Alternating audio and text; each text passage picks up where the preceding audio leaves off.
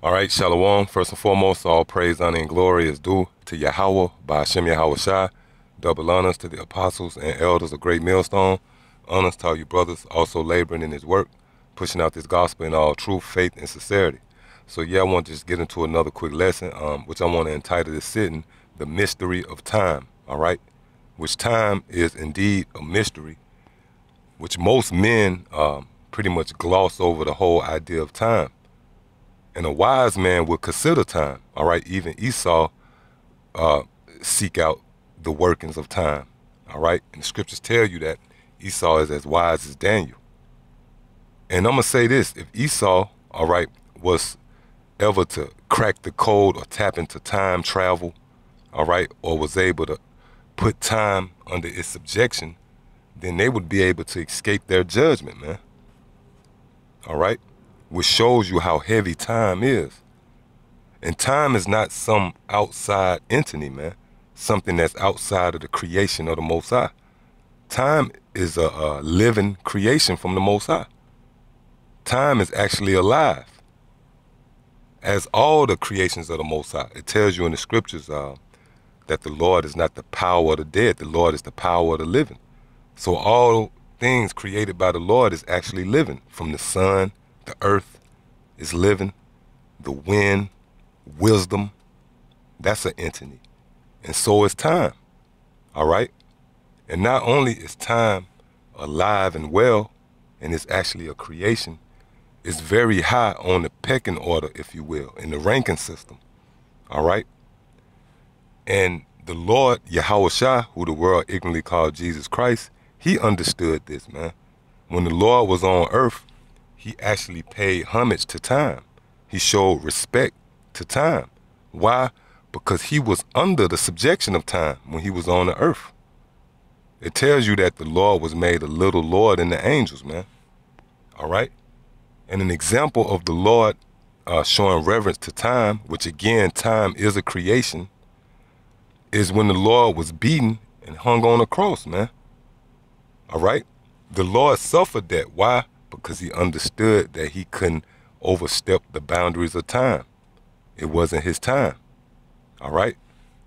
Now with that, let's get into the scriptures.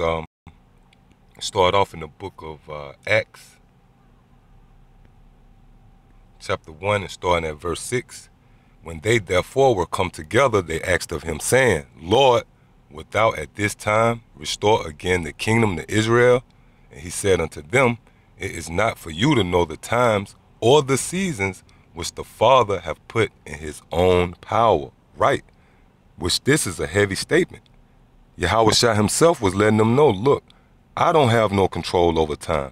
Because again, remember, at that time, the Lord was actually under the subjection of time himself. The only entity that time was answering to was the Most High himself, man. Now, when you read the scriptures now, after the Lord was crucified and he went and sat on the right hand of the Most High and received his glory, now time is actually under the subjection of Yahweh Shai. Matter of fact, let me get a quick scripture to prove that. All right? This is Matthew chapter 28 and verse 18. And Yahweh Shai came and spake unto them, saying, all power is given unto me in heaven and in earth. Now this is when the Lord, after he was crucified and received his glory, he came back to earth and he told the disciples, look, everything is given unto me now, and even time. And you know what proves that? The fact that the Lord has shortened the days. The scriptures tell you, least those days be shortened. Who shortened them? Yahweh Shai, man. Because now time is in subjection under him. He's able to bend time. Hey, and that's a technology that Esau is spending a lot of money to try to tap into. Because time is very, very heavy, man. Whoever is able to control time, they control it all. All right? But it was a point where time was not even under the subjection of Yahweh Shai. And another scripture to prove that, this is Matthew chapter 8, starting at verse 28. And when he was come to the other side into the country of the Gergesenes, there met him two possessed with devils coming out of the tombs, exceeding fierce, so that no man might pass by that way. And behold, they cried out, saying, what have we to do with thee, Yahushua, the Son of the Most High? Art thou come hither to torment us before the time? Right, so these devils, they knew what words to use to diffuse Yahushua, man. They gave a wise answer when calming Yahushua down. Because see, Yahushua could have sent them to the abyss, man. But what did Yahushua respect when they used the word time? Which at that point, Yahushua knew he couldn't overstep the jurisdiction of time, which again, time is a living entity, man. And to hit you with this, if you don't understand or digest the role or the concept of time, you're not going to be able to break down these scriptures. For the most part, like for an example, you can't break down Daniel, the 9th chapter, or 2nd Ezra, the 11th chapter, without what? A timeline, man. All right? So time is not just something to gloss over. It's actually a living spirit. It's an entity. It's a creation from the Most High. That the Most High actually, give a lot of, what I'm looking for, a lot of jurisdiction to time. All right? In fact, if you don't respect, matter of fact, let me just get it. This is the book of Sirach, chapter 2 and verse 14. Woe unto you that have lost patience, and what will ye do when the Lord shall visit you?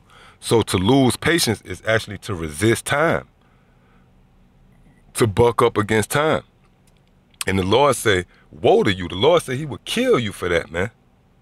So this thing is all about respecting time, man, at the end of the day.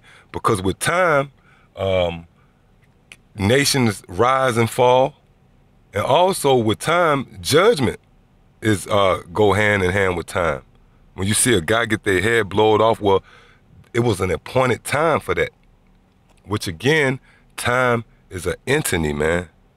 Time is a living force that have a role, and an important role on the planet. And a wise man would consider time, all right?